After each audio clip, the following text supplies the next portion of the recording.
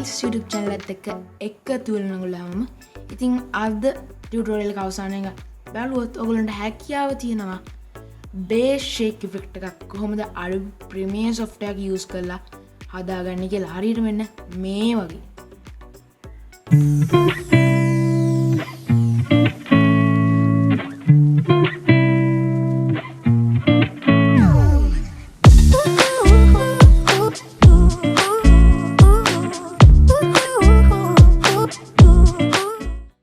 දැක්ක විදියට ඔන්න ඔය වගේ Baseshake effect එකක් හදාගන්න පුළුවන් Adobe Premiere software එකකින්. ඒක තමයි අද වීඩියෝ එකකින් මම කතා කරන්න ලෑස්ති වෙන්නේ. හැමදාම කියනවා තාමත් අපේ YouTube channel එක subscribe කරන්න නැත්නම් පතිරට subscribe දැම්ම අපි subscribe කරන්න එන. වැඩි වෙලා ගන්න තියමු අද ටියුටෝරියල් එකට. මම AD වික්‍රමනායක.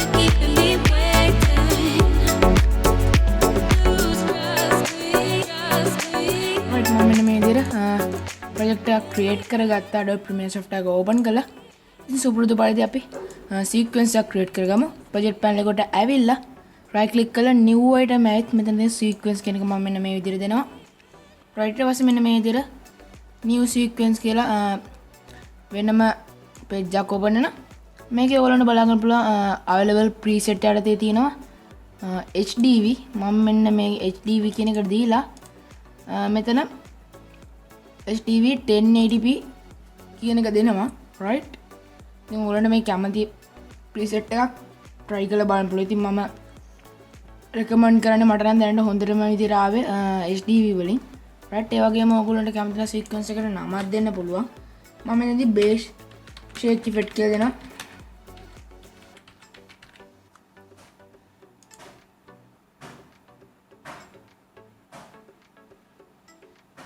right මේ විදිහට අපේ sequence එක create වුණා දැන් right. ඊට පස්සේ මම මෙන්න මේ විදිහට music එකකුයි photo එක download කරගත්ත music එක download කරගත්තේ YouTube audio library එකකින්. ඉතින් photo එකත් internet එකෙන් download කරගත්තේ. ඉතින් මම මේ දෙක අපේ Premiere software එකට දාගන්නවා. මේ විදිහට මේ දෙක select කරලා drag කරගෙන එනවා අපේ project panel එකට. project panel එකට ඇවිල්ලා මේ විදිහට අත්හරිනවා right. ඊට පස්සේ මේ විදිහට මේ දෙක add වෙන ඔයගොල්ලන්ට බලා ගන්න පුළුවන්. ඊට පස්සේ මම මේ ෆොටෝ එක මම drag කරගෙන එනවා අපේ timeline එකට. ඉතින් මෙතනට ෆොටෝ එකක් හරි වීඩියෝ එකක් හරි මොකක් හරි වුණා add කරගන්න පුළුවන්. ඒකේ කිසි ප්‍රශ්නයක් ගැටලුවක් නැහැ. ඊට පස්සේ මම ෆොටෝ එක ඔයගොල්ලන්ට බලුවොත් පේනවා ඇති scale එක පොඩ්ඩක් ලොකුවට තමයි තියෙන්නේ. ඉතින් මේ scale එක හදාගමු අපි. මේ විදිහට ෆොටෝ එකට එකපාරක් ක්ලික් කරලා ඔයගොල්ලෝ එන්න ඔයාගේ effect control panel එකට. effect control panel එක නැත්තම් ඔයා යනවා ඔයාගේ window වලට ගිහලා මෙතන effect control කියන එකට ටික් එක දෙන්න right. ඊට පස්සේ මෙතන effect control වලට ආවෙන් පස්සේ බලා ගන්න පුළුවන් motion අතේ තියෙනවා මෙතන scale. මේ scale කියන එකේ තියෙන අගය මෙන්න මේ විදිහට අඩු කර ගන්නවා right. බටර් බ්ලැක් බ්‍රස් හිටින්නේ නැති වෙන මේ විදිහට මම හදාගත්තා right. ඊට පස්සේ මගේ audio එක මේ තියෙන්නේ මම download කරගත්තා. මම මේ audio එක drag කරගෙන යනවා මගේ timeline එකට right. ඊට පස්සේ මම photo එක මෙන්න මෙතනට දික් කරගෙන මෙන්න මෙතනින් audio එකට cut mark එකක් කරගන්නවා control එකත් එක්ක K press කරලා right. ඉතින් වැඩිපුර කැලේ මම අයින් කරගන්නවා right. ඊට පස්සේ මම audio එක මෙන්න මේ විදිහට audio එකේ තියෙන track එක උඩ double tap කරලා මේ විදිහට expand කරගන්න. ඊට පස්සේ මම මේකේ audio එක පොඩ්ඩක් උඩට දා ගන්නවා right. ඊට පස්සේ මෙතන pen tool එක මම දීලා මේකේ fade out එකක් හදා ගන්නවා music එකේ. මෙන්න මේ විදිහට pen tool එකකින් හදාගත්තා right. මම දැන් ඔයගොල්ලන්ට මෙතනින් පෙන්නන්න.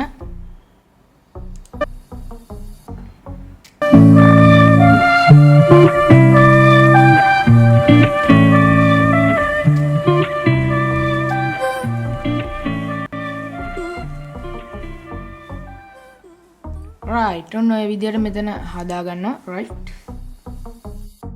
right. අපි මේ විදිහට ඊට පස්සේ අපි මේක හදාගත්තා. ඉතින් මම මේකට දැන් මාකර්ස් හදා ගන්න ඕනේ. මේකේ බේස් ඔඩියෝ එන තැන් වලට මාකර්ස් ඇඩ් කරගන්න තමයි තියෙන්නේ. ඉතින් මම මෙතන දැන් මාකර්ස් ඇඩ් කරගන්න තමයි හදන්නේ. මේ විදිහට මගේ ප්ලේට් එක මම මුලටම ගේනවා. right. ඉතින් මුලටම ගෙනල්ලා අපේ වීඩියෝ එක මෙතනින් ප්ලේ වෙන දානවා. ප්ලේ වෙන දාලා බේස් සවුන්ඩ් එක එන තැන් වලට අපේ කීබෝඩ් එකේ M අකුර ප්‍රෙස් කරනවා. එහෙම නැත්නම් මෙතන තියෙන ඇඩ් මාක් එක දෙන්නත් පුළුවන්. එහෙම නැත්නම් මේ ටයිම්ලයින් එකේ තියෙන ඇඩ් මාක් එක දෙන්නත් පුළුවන්.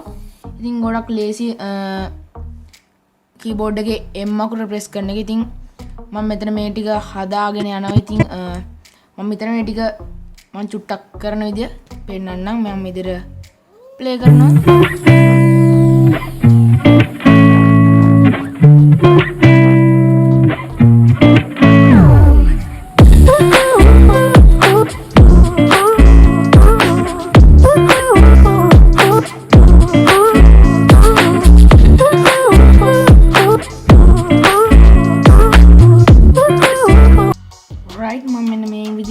මාකර්ස් ටික මම ඇඩ් කරගත්ත ඔයගොල්ලන්ට පේනවා ඇති.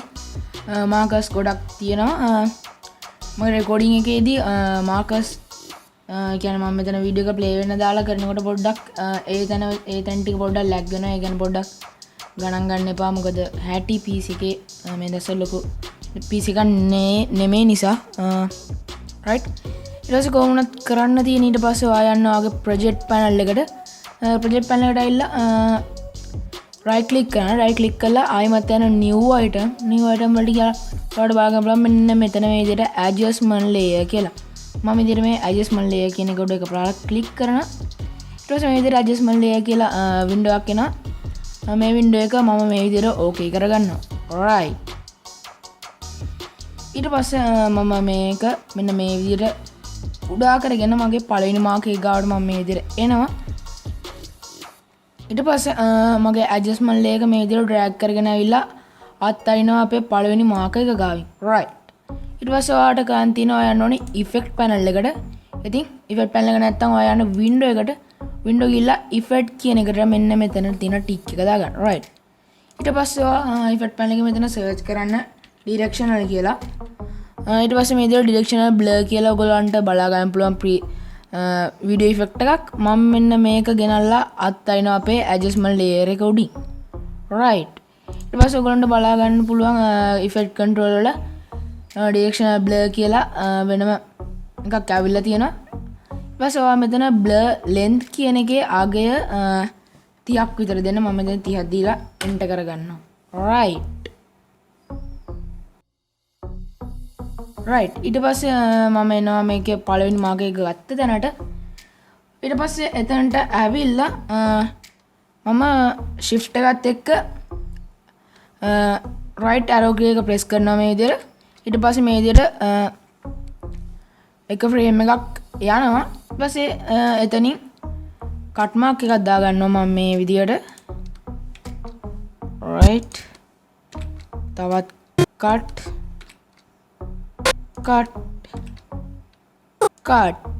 right. ඊට පස්සේ මේකේ එකක් මැද අයින් කරන්න ඕනේ. මම මේක අයින් කරනවා. boom right.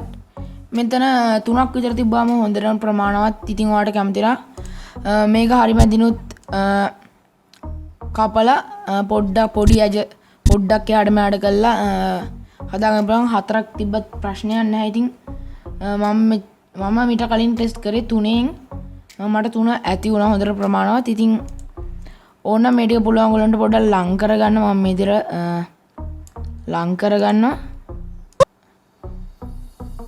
right. ඊට පස්සේ මේ විදිහට හදාගත්තා. right. ඊට පස්සේ මේ හැම මාක් එකක් ගාවටම මේවා හදාගෙන යන්න ඕනේ. right. ඊට පස්සේ මම මේ විදිහට අපේ adjustment layer cut mark මේවා ටික select කරගෙන alt එකත් එක්ක press කරගෙන මේ හැම මාක් එකක් ගාවටම ගෙනියනවා. alt එක press කරගෙනම යන්න මේ විදිහට.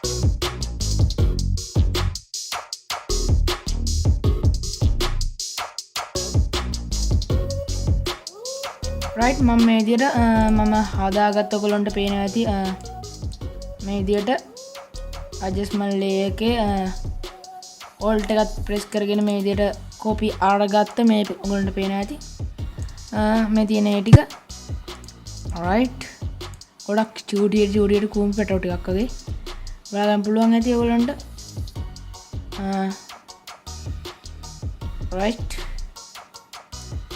right ඊට පස්සේ මම මේක පොඩ්ඩක් ඔයගොල්ලන්ට ප්ලේ කරලා පෙන්නන්නම් මේ විදියට මම මේක ලොකු කරලා පෙන්නන්නම් ඒකට ගන්න තිනවා ඔයාලට අවශ්‍ය වින්ඩෝ එක මේ විදියට තෝර උඩට ඇවිල්ලා එකපාරක් ක්ලික් කරලා වින්ඩෝ වලට යන වින්ඩෝ වලට ගිහලා maximum frame කියන එකට දෙන්න මේ විදියට right ඊට පස්සේ මම මේ ප්ලේ එක මෙතන වෙනවා ගන්නලා ප්ලේ කරනවා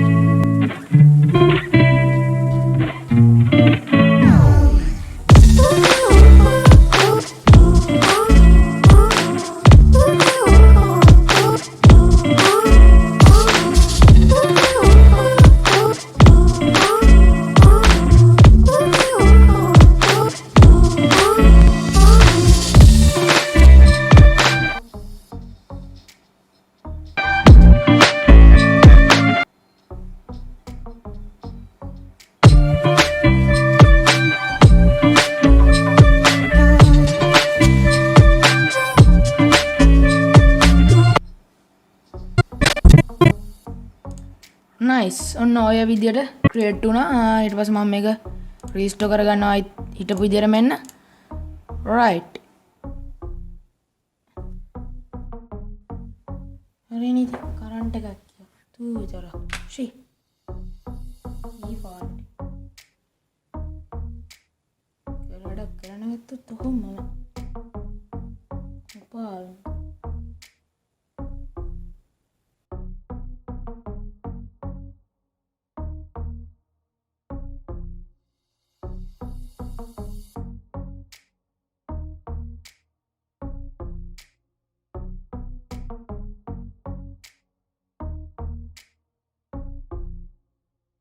ඉතින් ඔයගලන්ට කලින් වීඩියෝ එක හරියටම බලා ගන්න බැරි වෙන්නේ නැති ඉතින් ඔයගලන්ට දැන් බලා ගන්න පුළුවන් අපේ වීඩියෝ එක හරියටම එක්ස්පෝර්ට් කළාන් පස්සේ අවුට්පුට් එක කොහොමද කියලා එහෙනම් ඔයා දැන් ඒ ටික බලා ගන්න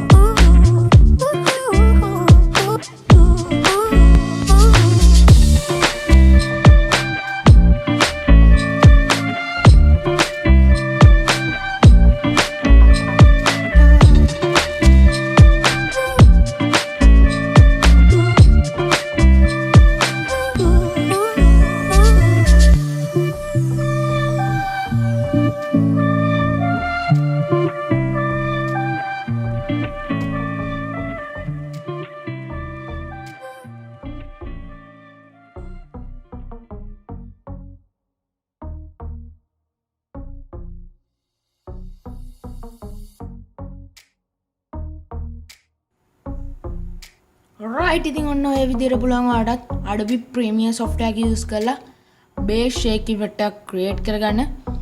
ඉතින් සමහර තැන්වල මාකස් හරියටම තැන නෙමෙයි වැටුනේ. මොකද කරන්ට් එක යනවා එනවා ටට්ටක් ගල් කරගන්න ඕන නිසා පොඩ්ඩක් එහෙම වුණා. ඉතින් ඒ ගැන වැඩි හිතන්න එපා. ඉතින් කරන්ට් එක යනවා එනවා. ඉතින් අපි හැමෝටම දැන් ඒක එකක්. දැන් සාමාන්‍ය පුරුද්දට ගිහිල්ලා තියෙන එක. ඉතින් ගානක් නැහැ දැනට නම්. ඉතින් ඒ අන්තිමට දැන් සිග්නල් ඩ්‍රොප් වෙනවා. ඒ නිසා ලොකු ටියුටෝරියල් ගෙන්නත් පොඩ්ඩක් අමාරුයි. මොකද ටයිම් එකත් එක්ක කරන්ට් එක යන නිසා PC එකටත් පොඩ්ඩක් කරන්ට් එක යන එක වැඩි හොඳ නෑ. මොකද හાર્ඩ් එක එහෙම ඩැමේජ් වෙන්න පුළුවන්. කොහොමවත් වීඩියෝ එක කැමති නම් අනිවාර්යෙන්ම ලයික් එකක් දාන්න. ඒ වගේම යාළුවන්ට බලන්න වීඩියෝ එක අනිවාර්යෙන්ම ෂෙයා කරන්න. ඔයා තාමත් අපේ YouTube channel එක subscribe කරලා නැත්නම් පහළ රතු පාට subscribe button එක click කරලා දැම්ම අපිව subscribe කරන්න. එහෙනම් අදට මම sign out වෙනවා. ඔයගොල්ලෝ හැම දිනෙකටම සුබම සුබ දවසක්. පුතා